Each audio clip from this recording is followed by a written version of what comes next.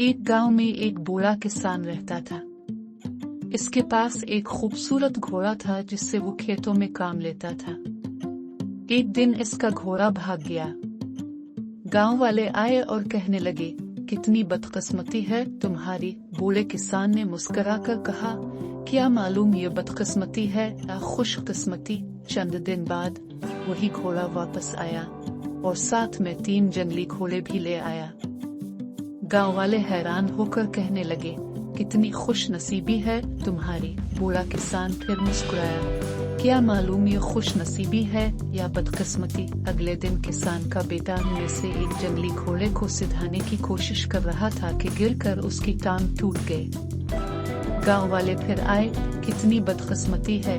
किसान ने फिर वही जवाब दिया, क्या मालूम। कुछ हफ्ते बाद बादशाह ने जंग छेड़ दी और गांव के तमाम नौजवानों को फौज में ले जाया गया, मगर किसान का बेटा चूंकि जख्मी था इसलिए बच गया।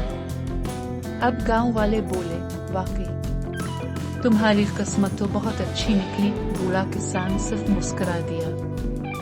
सबक, जिंदगी में जो कुछ होता है वो फौरन अच्छा या बुरा नजर आ सकता है, लेकिन वक्त के साथ पता चलता है कि हर वाकया किसी बड़ी हिकमत का हिस्सा होता है। सब्र, शुक्र और उम्मीद को कभी ना छोड़ें।